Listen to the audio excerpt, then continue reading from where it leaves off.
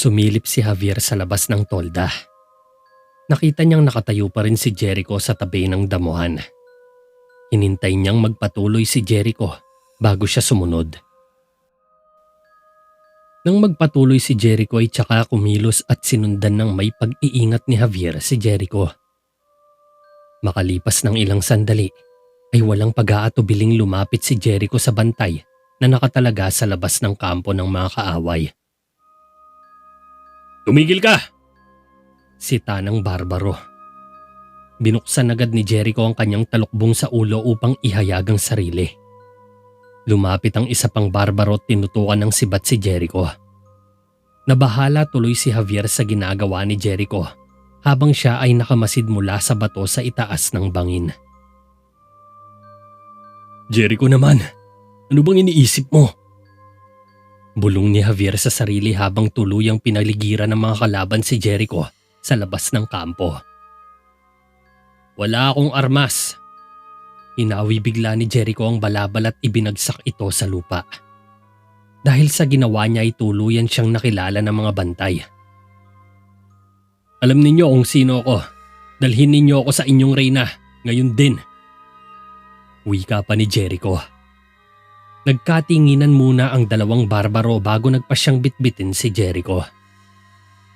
Napanood ni Javier na hinayaan ni Jericho ang kanyang sarili na madala sa kampo ng mga kaaway. Bumaba siya sa bangin upang sundan si Haring Jericho.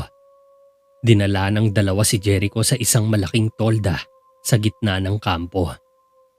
Mula sa loob ay nakita ni Jericho na nakatalikod ang reyna habang ito ay nakaharap sa kanyang maliit na luklukan. "Ano ang ibig sabihin nito?" Galit na humarap ang reyna kay Jericho na gwardyado ng tauhan. Tumingin si Jericho sa mga mata ni Reyna Atasha.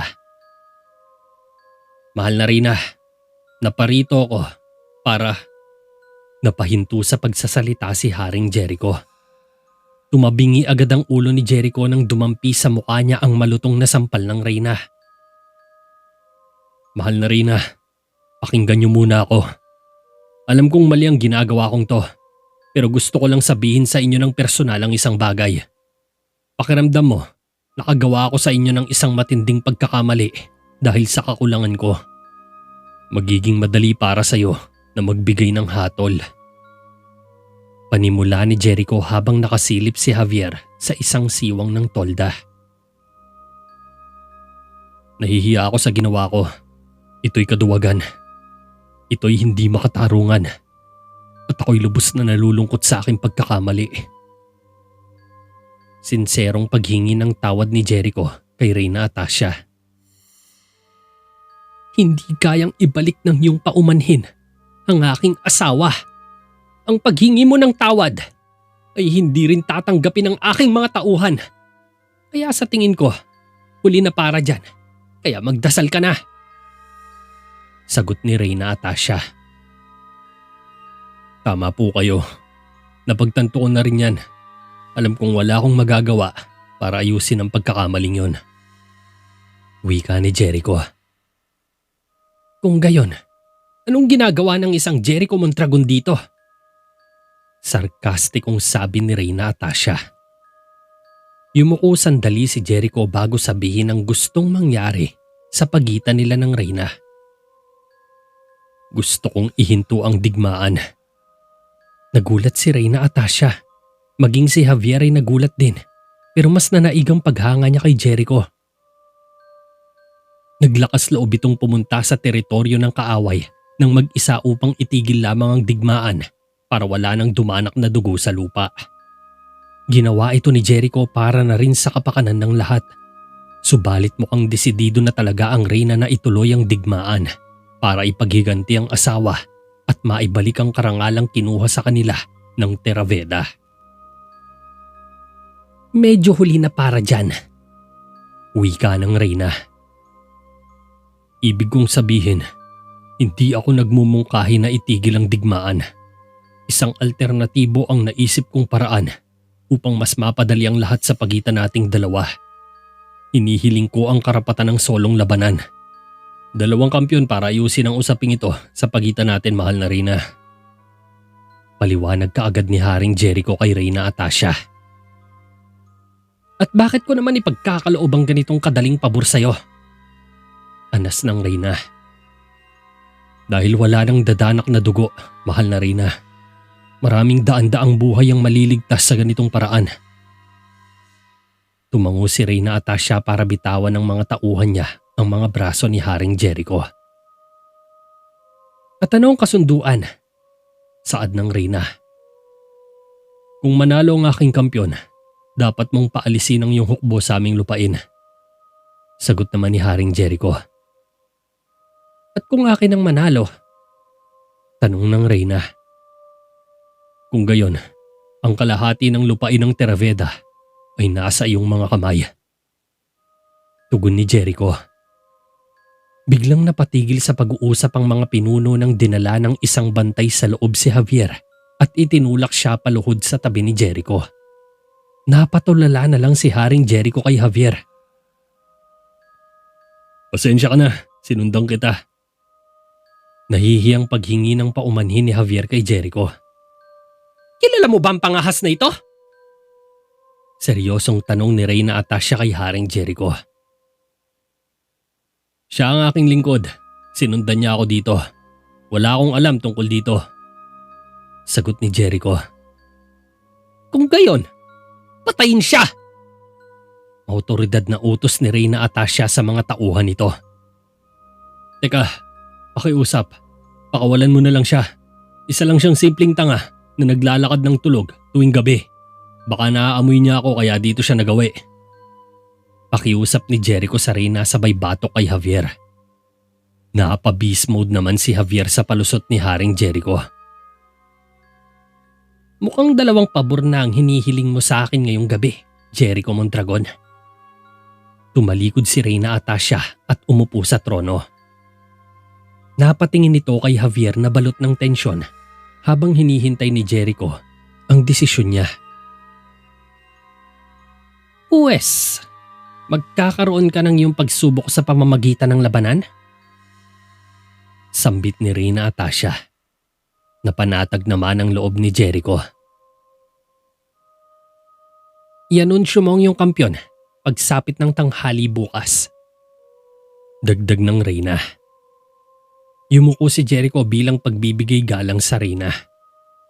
Salamat kamahalan. Sambit ni Jericho. At isama mo ang tangang ito. Tumango si Jericho at inagaw niya sa mga barbaro si Javier. Habang pabalik sa kampo ay napansin ni Javier na tila masaya si Jericho. Tahimik lang ito, naglalakad paakyat sa bangin ng walang kibo. Simpleng tanga talaga ah. Saad ni Javier na nagpapansin upang kibuin siya ni Jericho. Pasalamat ka at naging mabait ako. Maniwala ka sa akin, muntik mo na akong mapatay dahil sa ginawa mo. Masungit na sagot ni Jericho. Ako pa talaga. Ikaw nga itong mukhang may magandang ginagawa sa sarili. Hindi ka nag-iisip. Pabalang na sagot ni Javier. Pero ang totoo ay humahanga siya sa katapangan ni Jericho. Lalo na nang iligtas siya kanina sa Reyna. Ano bang problema mo? Bakit hindi mo na lang ako hayaan? Naiiritang sabi ni Jericho. Dahil kaibigan mo ko. Kaya sinundan kita. Sasamahan kita kahit saan ka magpunta.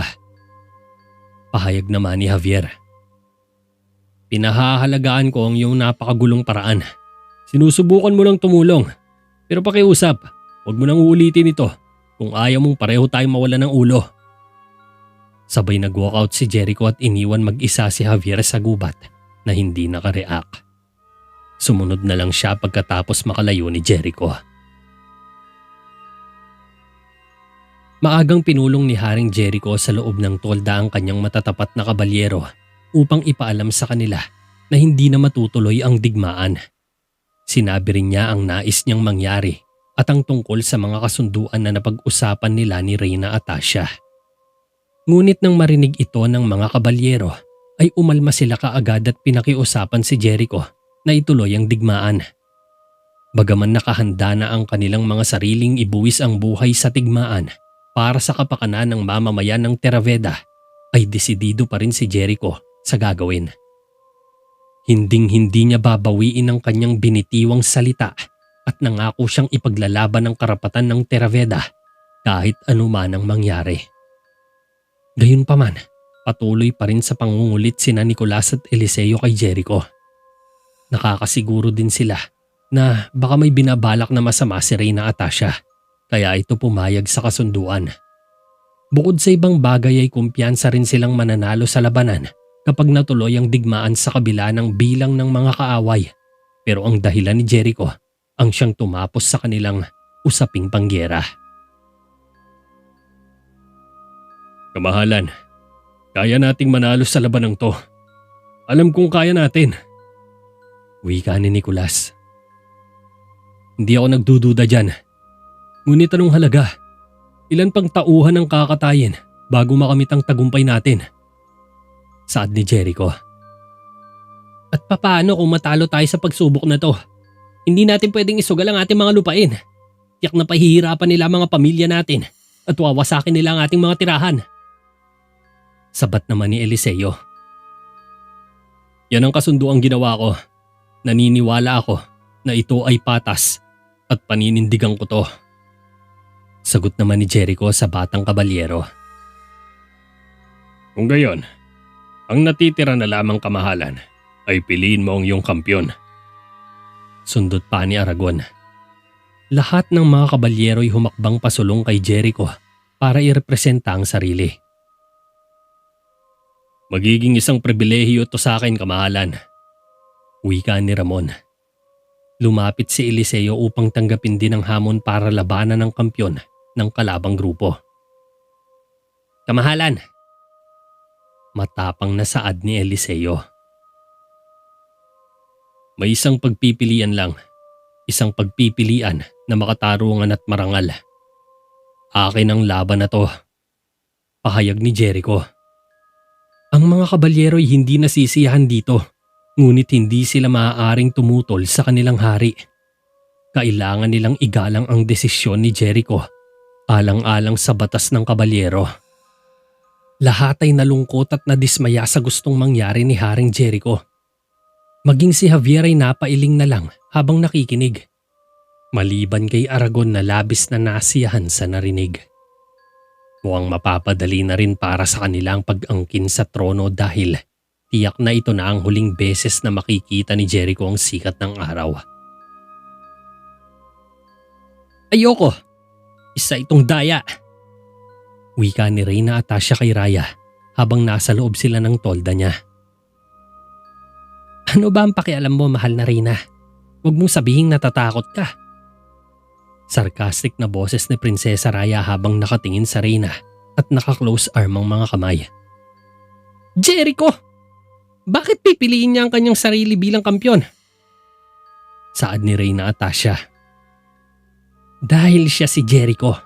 Palagi niyang itataya ang sarili niyang buhay bago ang mga tauhan niya.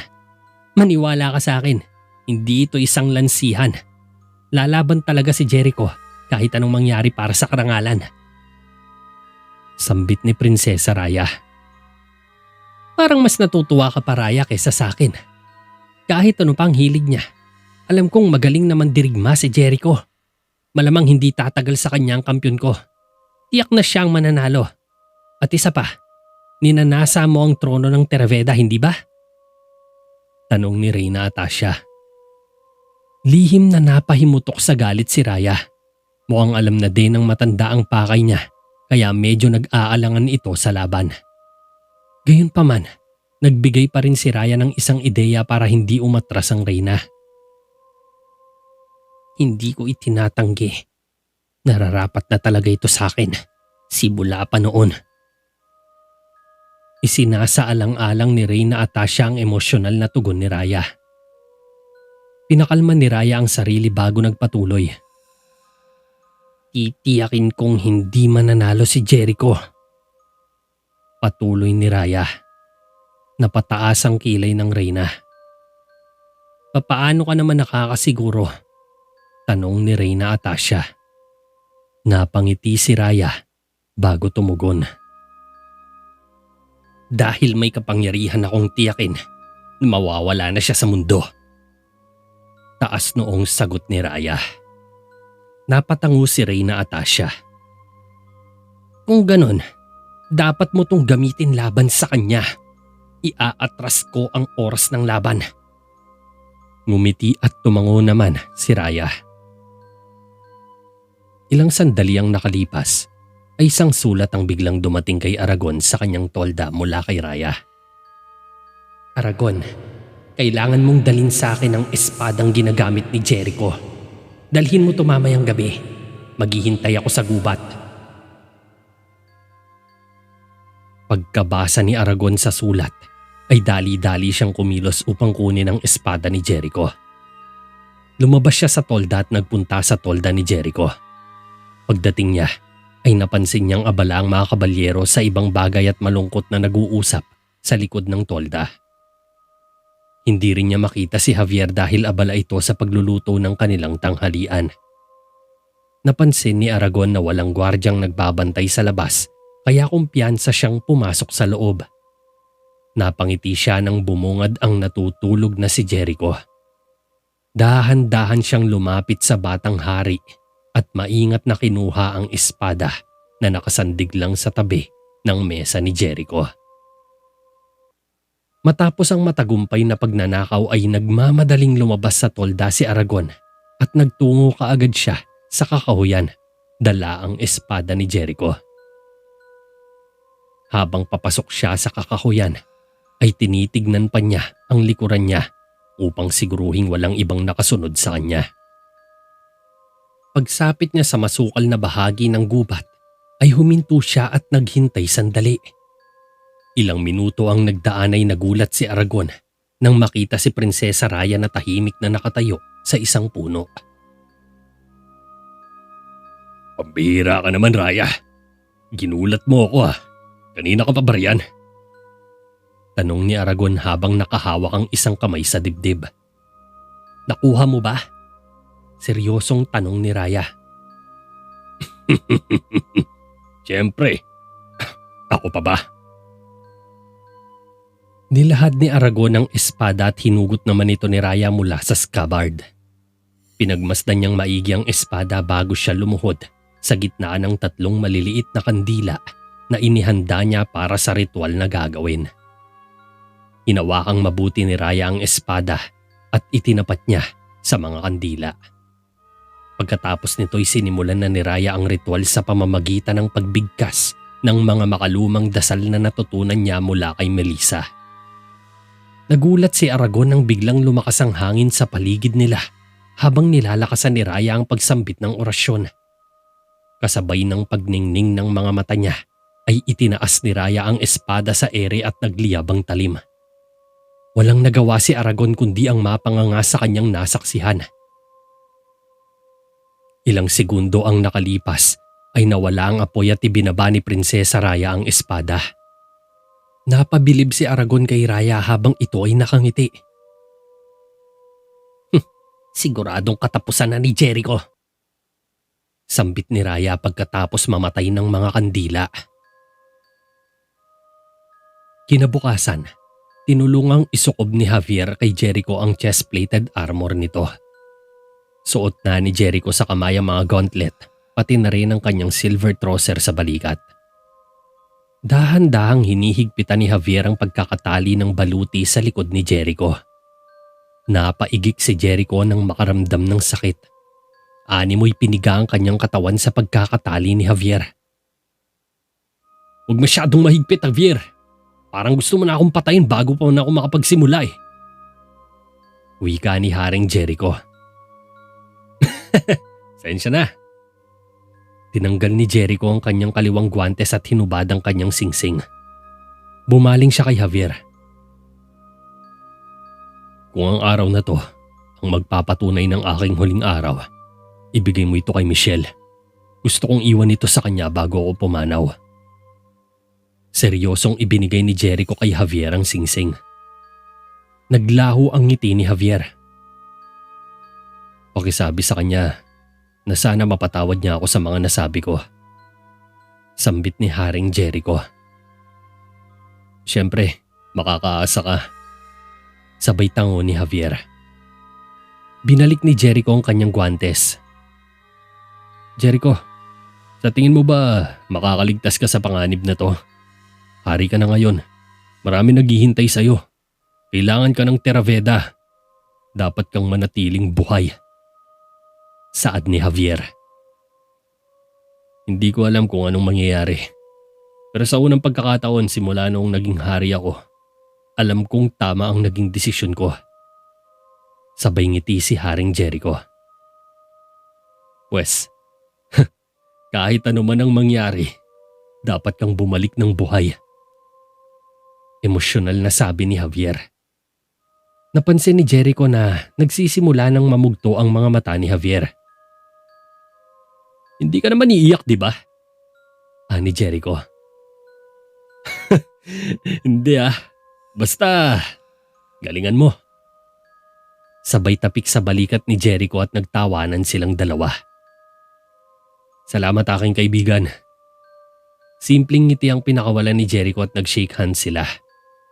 Natigilan sila nang biglang pumasok si Aragon sa loob ng tolda ni Jericho. Lumapit ito sa hari. Oras na po, kamahalan. Nagbaw si Aragon. Magaling. Hindi lumingon si Haring Jericho. Nakahanda na po ba ang lahat? Tanong pa ni Aragon kay Jericho na tila ba nininerbiyos. Javier, sambit ni Jericho. Tumingin si Javier sa katawan ni Jericho para inspeksyonin kung kumpleto ba ang armor na suot ni Jericho. Nang masigurong kumpleto ito ay tumango si Javier. Handang-handa na. Positibong wika ni Javier. Tumango naman si Jericho at hinugot ang espadang isinumpa ni Prinsesa Raya. Napangiti si Aragon habang sinusuri ito ng Haring Jericho. Mukhang ayos na to. Tara na. Lumabas sina Jericho at Aragon sa tolda.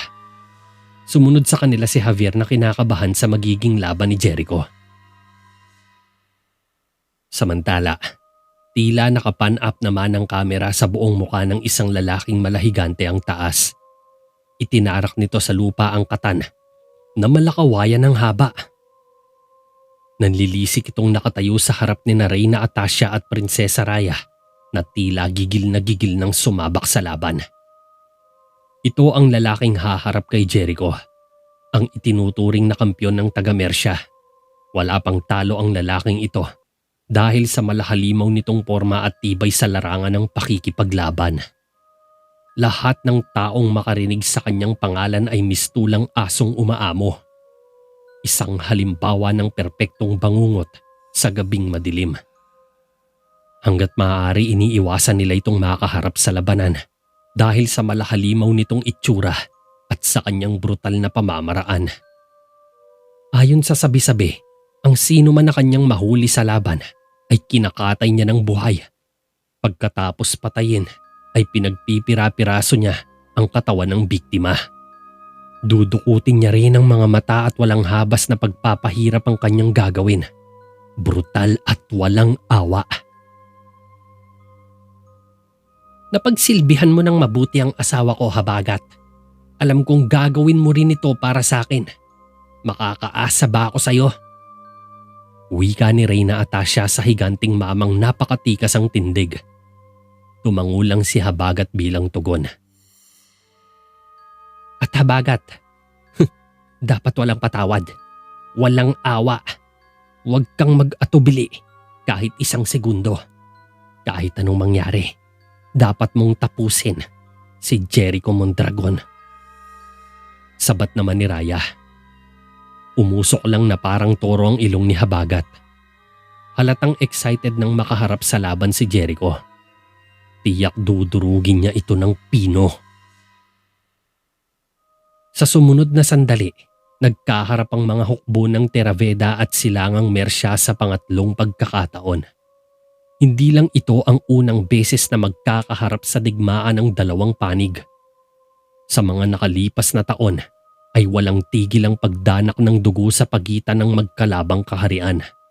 Subalit sa unang pagkakataon ay magtutunggali ang dalawang grupo sa solong laban na siyang mababago sa kasaysayan ng digmaan. 500 metro lamang ang pagitan ng dalawang magkaaway na kaharian. Anumang oras ay pwede silang magsalpukan at magbangasan. Subalit dahil sa kasunduan ay naka-stand down muna ang mga ito hanggat walang hudyat sa bawat pinuno ng pangkat.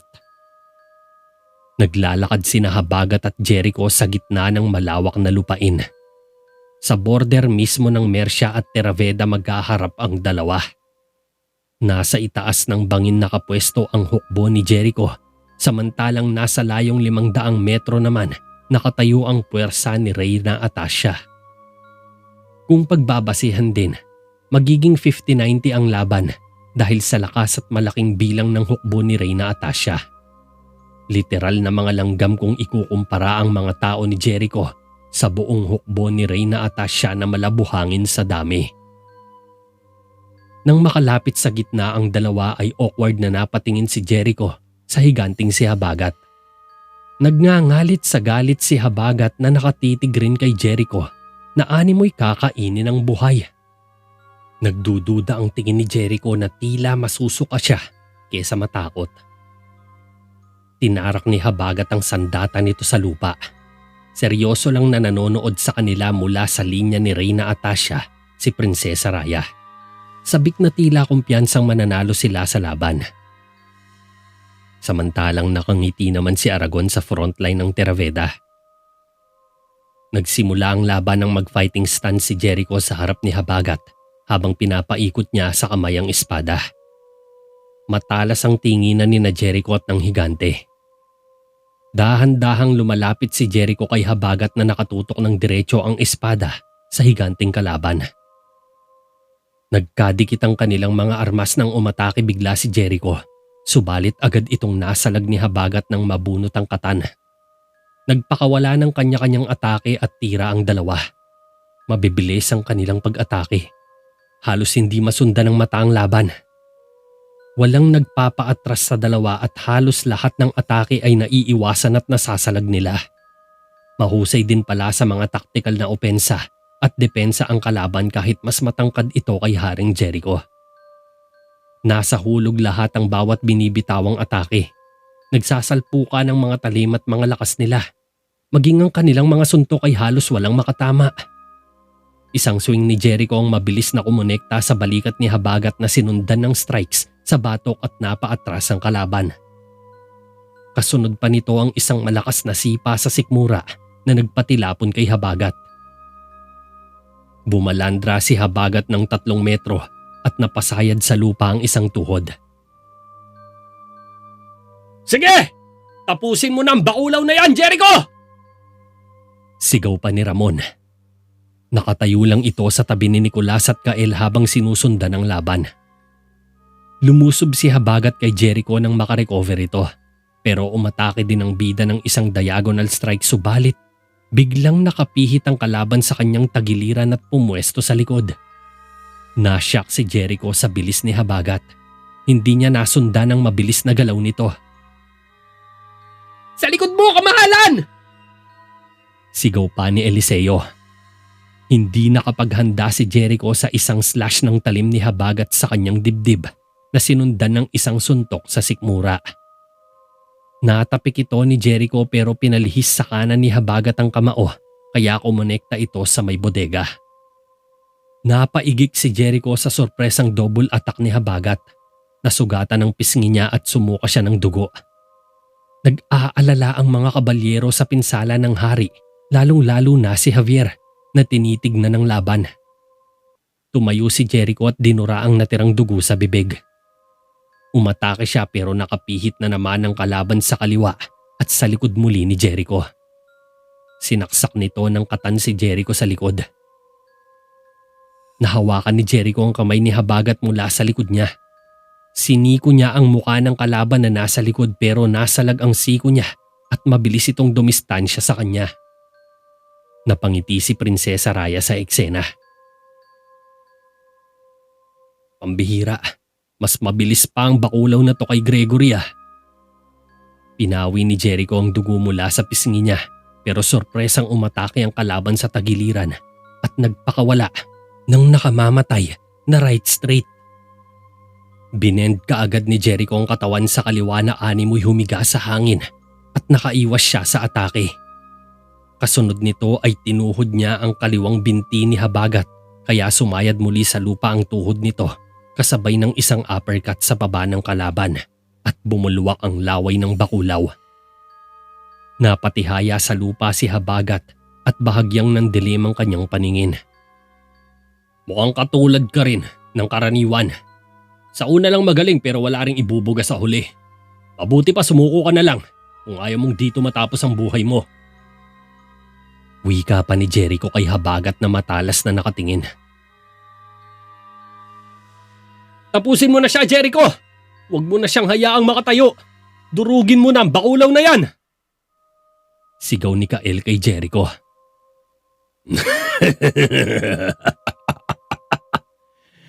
Sa tingin niyo ba, ganun lang ako kadaling talunin? Nagkakamali kayo. Tumayo si Habagat na parang di man lang nakatikim ng pinsala. Pinagpagang kumapit na buhangin sa pantalon at dinampot sa lupa ang katan. Inaamin ko, mahusay ka, Jericho, sa larangan ng labanan. Pero kulang ka sa lakas at tibay. Kulang pang mga natutunan mo para patumbahin ako ng panghabang buhay.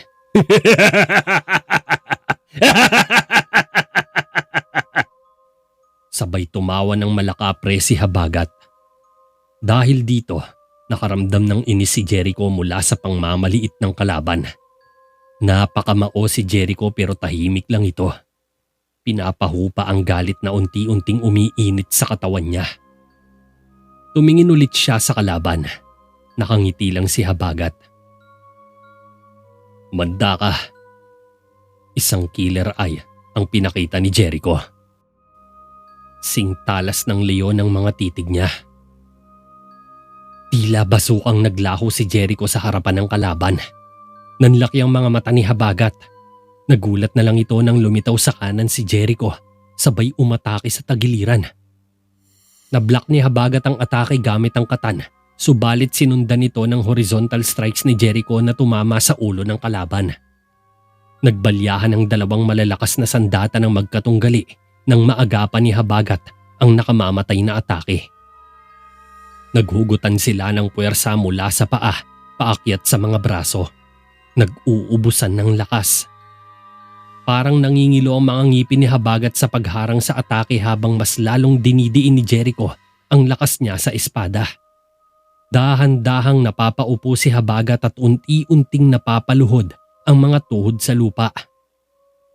Isang suntok ang kumonekta sa sikmura ni Jericho nang makalusot ang kamao ni Habagat.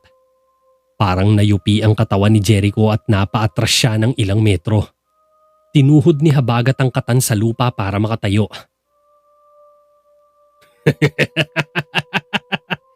Kulang na kulang pa! Pangasar na sabi ng higante habang ito'y nakangising nakatitig sa nangihinang katawan ni Jericho. Sa halip na mainis ay huminga ng malalim si Jericho. Pinakalma niya ang sarili at nirelax ang katawan. Pumikit sandali habang hinuhugot sa kailaliman ng puwersang dumadaloy sa dugo at laman. Biglang dumilat ang mga mata ni Jericho at tumitig ng matalim sa higanting si Habagat.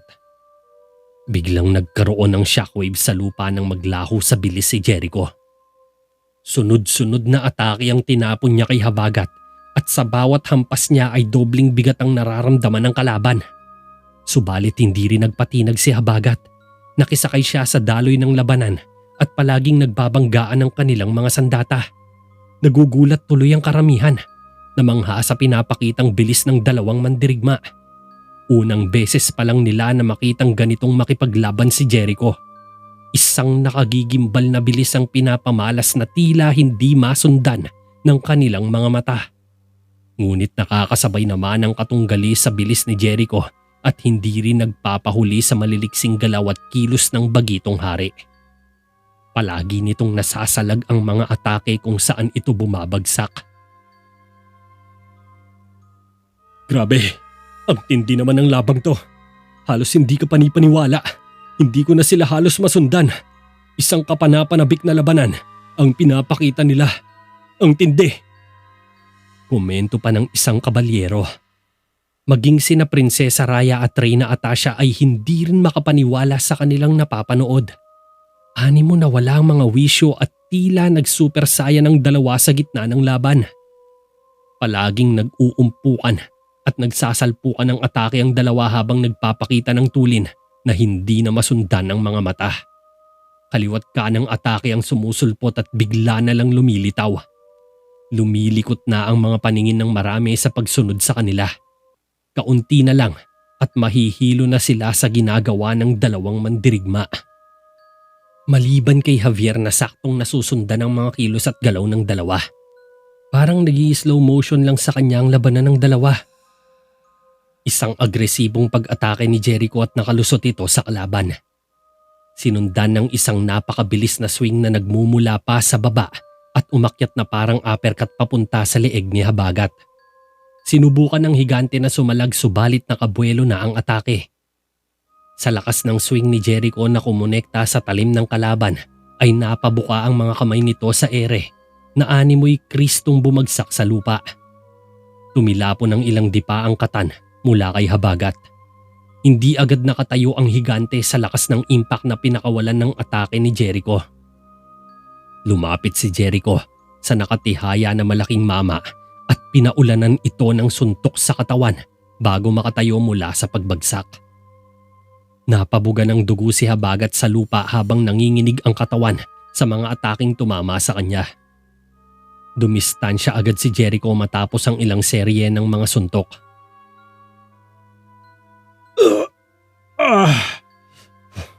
Humanda ka sa akin. Gaganti ako sa iyo at pinapangako ko. Ako naman ang lalamog sa katawan mo.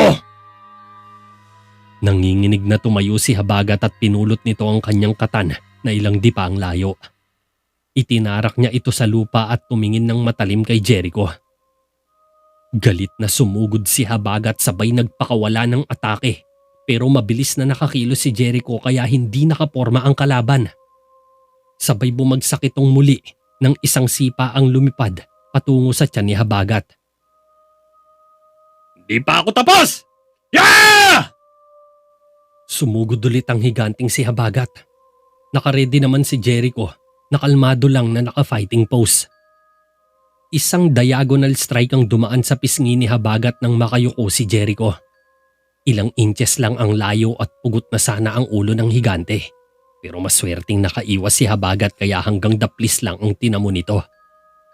Sa galit ni Habagat ay nag-swing ang braso niya pero sa bagal nito ay nailagan lang ni Jericho.